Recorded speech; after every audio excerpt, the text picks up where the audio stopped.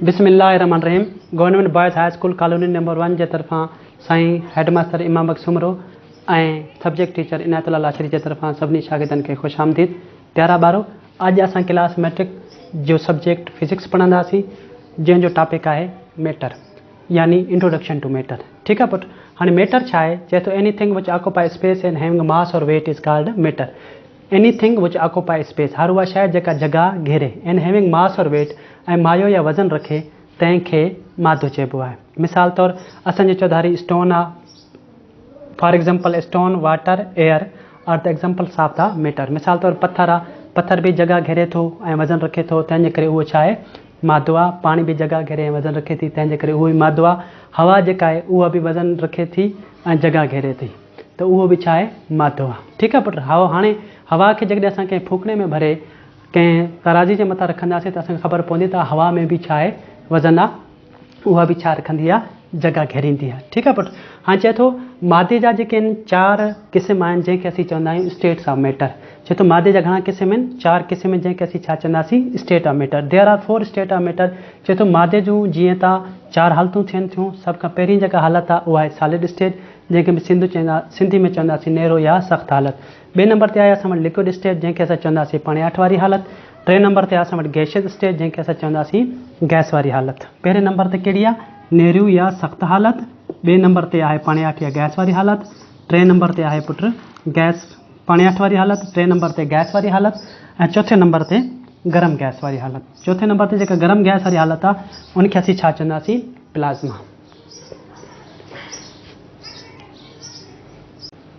प्यारा ॿारो, असां पढ़ी आया आहियूं त मादे जूं 4 हालतूं थियनि थियूं। सभ खां पहिरीं सॉलिड स्टेट यानी नेरू या सख़्तु हालत। 2 नंबर ते लिक्विड स्टेट यानी पणियाठ वारी हालत। 3 नंबर ते गैशियस स्टेट यानी गैस वारी हालत। चौथे नंबर ते प्लाज़्मा गरम गैस वारी हालत। ठीकु आहे पुट। हाणे असां पढ़ंदासीं सॉलिड स्टेट यानी नेरू या सख़्तु हालत। इन जी डेफिनेशन छा आहे? The state of matter which has definite shape and volume. चए थो मादे जी अहिड़ी हालत जंहिंजी मुक़ररु शक्ल ऐं मुक़ररु मिक़दारु हुजे, तंहिंखे असीं छा चवंदासीं? Solid state. ठीकु आहे पुट। हाणे असांखे चए थो मिसाल तौरु ice, for example ice, stone, iron. मिसाल तौरु बर्फ़, पत्थर ऐं लोह जेके आहिनि, इन्हनि जी जेका आहे मुक़ररु शक्ल हूंदी आहे, गॾोगॾु मुक़ररु मिक़दारु हूंदी आहे। कंहिंजी मिक़दारु घटि, कंहिंजी ज़्यादा, पर मिक़दारु हूंदी आहे। इन जे करे इन्हनि खे असीं छा चवंदासीं? Solid state. 2 नंबर ते चए थो सॉलिड स्टेट जो जेके स्ट्रक्चर ॾिसंदासीं त प्यारा ॿारो इन जो स्ट्रक्चर ईअं थींदो, चाहे इन जा एटम या मालिक्यूल जेके हूंदा आहिनि पाण में इहे बिल्कुलु फिक्स हूंदा आहिनि। इन्हनि जे विच में स्पेस जेको आहे उहो नाले मात्र हूंदो आहे। इन्हनि जी जेका हरकत आहे अॻिते पोइते या हेठि मथे थींदी आहे। ठीकु आहे। हाणे 2 नंबर ते असां वटि आहे लिक्विड स्टेट, जंहिंखे असीं छा चवंदासीं? पणियाठ वारी हालत। The state of matter which has no definite shape but definite volume is called liquid state. चए थो मादे जी अहिड़ी हालत जंहिंजी का मुक़ररु शक्ल न हुजे पर मुक़ररु मिक़दारु हुजे, उनखे असीं छा चवंदासीं? पणियाठ वारी हालत। चए थो पुट पणियाठ वारी हालत में for example water, milk, honey. मिसाल तौरु पाणी, खीर ऐं माखी जेके आहिनि उहे कहिड़ी हालत आहिनि? लिक्विड स्टेट यानी पणियाठ वारी हालत आहिनि। चए थो पाणी हुजे, खीर हुजे या माखी हुजे, इन जी पंहिंजी का बि शक्ल न थींदी आहे। इनखे जंहिं थांव में विझंदव उहो उन थांव जी शक्ल इख़्तियार कंदा। गिलास में विझंदव गिलास जी शक्ल इख़्तियार कंदा, जग में विझंदव जग जी शक्ल इख़्तियार कंदा, वॾे थाल में विझंदव वॾे थाल जी शक्ल इख़्तियार कंदा, ज़मीन ते हारे छॾींदव त बेडोला थी पवंदा। ठीकु आहे। त अहिड़ी मादे जी हालत जंहिंजी का मुक़ररु शक्ल न हुजे पर मुक़ररु मिक़दारु हुजे, यानी जंहिं थांव में विझो उन थांव में पूरा थी वञनि, यानी उन पूरे थांव खे जॻह न वलारनि, बल्कि जेतिरी उन जी मिक़दारु हुजे ओतिरो ई उहो जॻह वलारनि। त इनखे असीं छा चवंदासीं? Liquid state.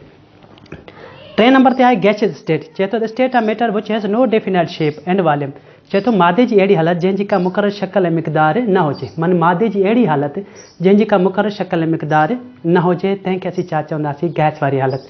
प्यारा ॿारो, गैस वारी हालत में मिसाल तौरु फॉर एग्ज़ाम्पल एयर, गैसिस। हवा बि हिकु गैस वारी हालत आहे, गैसूं बि गैस वारी हालत आहिनि। चए थो जेके गैस वारी हालतूं हूंदियूं आहिनि उन्हनि जा जेके एटम ऐं मालिक्यूल हूंदा आहिनि उहे हमेशह हिक ॿिए खां परे टिड़ियल पिकड़ियल हूंदा आहिनि। इन्हनि जे विच में जेको मोशन आहे उहो रैंडम थींदो आहे, यानी हिन सां टकराए करे वाल ऑफ कंटेनर सां टकराईंदा आहिनि हेॾे हेॾे। ठीकु आहे पुट। हाणे चए थो जंहिं बि थांव में विझंदव, सभ खां पहिरियों इन जे लाइ थांव हुजे टाइटली बंदि थांव हुजे। बंदि थांव में जेतिरो विझंदव थांव एतिरो हूंदो, उन में एतिरी जॻह वलारींदा, थोरी ॿी जॻह वधाईंदव त ॿी जॻह वलाईंदा, पूरो कमिरो उन्हनि खे ॾींदव त पूरे कमिरे में उहो गर्दिश कंदा। यानी इन्हनि जा एटम ऐं मालिक्यूल जेके हूंदा आहिनि उहे तक़रीबन फ्रीली मूव कंदा आहिनि। इन फ्रीली मूव खे असीं चवंदासीं रैंडम मोशन। ठीकु आहे ॿारो। इन जा एटम ऐं मालिक्यूलनि जे विच में फ़ासिलो वधीक हूंदो आहे, तंहिंजे करे इन जे विच में ज़ोर वारी जेका क़ुवत आहे, फोर्स ऑफ अट्रैक्शन बिल्कुलु घटि हूंदी आहे। लिक्विड स्टेट में जेका एटम ऐं मालिक्यूल हूंदा आहिनि उन्हनि जे विच में फ़ासिलो सॉलिड के मुकाबले में थोड़ो वधिक हुंदो आहे। इहे छा कंदा आहिनि, हिक ॿिए जे मथां तिरकंदा रहंदा आहिनि, हिक ॿिए जे मथां चढ़ंदा रहंदा आहिनि, तंहिंजे करे इन्हनि जी लिक्विड स्टेट जी जेका पंहिंजी शक्ल आहे उहा नथी थिए। इहे हिक ॿिए खां परे आहिनि, तंहिंजे करे इन्हनि जी शक्ल नथी थिए। इन्हनि जी जेका शक्ल इन जे करे नथी थिए त हिक ॿिए खां परे बि आहिनि, गॾोगॾु हिक ॿिए जे मथां तिरकंदा बि रहंदा आहिनि। हीअ जेके हिक जॻह ते फिक्स आहिनि, अॻिते या पोइते हरकत कंदा आहिनि, इन जे विच में फ़ासिलो तमामु घटि आहे। हिन जे मुक़ाबले में हिन जो फ़ासिलो थोरो वधीक आहे, हिननि जे मुक़ाबले हिन जो फ़ासिलो छा आहे, अञा बि वधीक आहे। प्यारा ॿारो, हाणे असां सिखी चुका आहियूं त मादे जूं 4 हालतूं थींदियूं आहिनि, जंहिंमां असां 3 पढ़ी चुका आहियूं। चौथी हालत असां हाणे इन टॉपिक में पढ़ंदासीं। चौथी हालत खे चवंदासीं असां प्लाज़्मा। प्यारा ॿारो, असांजो आख़िरी टॉपिक आहे प्लाज़्मा। प्लाज़्मा छा आहे?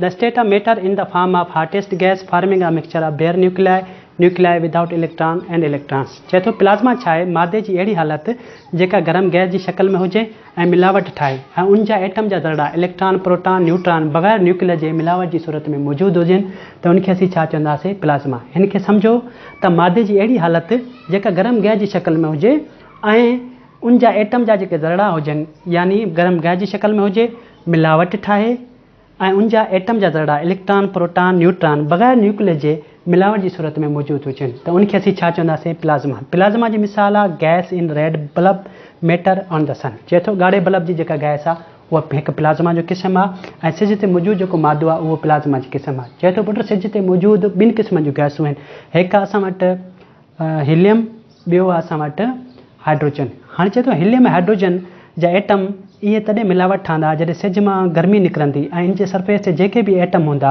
हीलियम ऐं हाइड्रोजन जा इहे टुटंदा। इलेक्ट्रॉन धार थींदो, प्रोटॉन धार थींदो, न्यूट्रॉन धार थींदो, इलेक्ट्रॉन, प्रोटॉन, न्यूट्रॉन धार थींदो, इलेक्ट्रॉन, प्रोटॉन, न्यूट्रॉन। इहे हिकु क़िस्म जी छा ठाहींदा? मिलावट ठाहींदा। इहा मिलावट सिज जे सरफेस जे मथां ॻाढ़े रंग जी सूरत में मौजूदु आहे। इन मां असांखे 2 शयूं मिलनि थियूं आहिनि, हिकु रोशनी, ॿी गर्मी। इहा रोशनी ऐं गर्मी हिकिड़ी लहर जी सूरत में ज़मीन ते पहुचंदा आहिनि, जंहिंखे असीं चवंदासीं इलेक्ट्रोमैग्नेटिक वेव। कहिड़ी वेव? इलेक्ट्रोमैग्नेटिक वेव जी सूरत में। ठीकु आहे पुटु। इन खे असीं चवंदा आहियूं रेडिएशन्स। छा चवंदा आहियूं? इहे जॾहिं असां ते पहुचंदा आहिनि, इन्हनि खे असीं छा चवंदासीं? रेडिएशन। असां पढ़ी आया आहियूं त मादे जूं 4 हालतूं थींदियूं आहिनि। हिकु हूंदी आहे सॉलिड स्टेट, ॿी हूंदी आहे लिक्विड गैस स्टेट, टी हूंदी आहे गैसियस स्टेट, चौथे नंबर ते छा आहे पुटु? प्लाज़्मा। असां मादे जो मुकमिल तारुफ़ पढ़ी चुका आहियूं। असां अॻे लेक्चर में सुभाणे एनर्जी जे बारे में पढ़ंदासीं। ख़ुदा हाफ़िज़।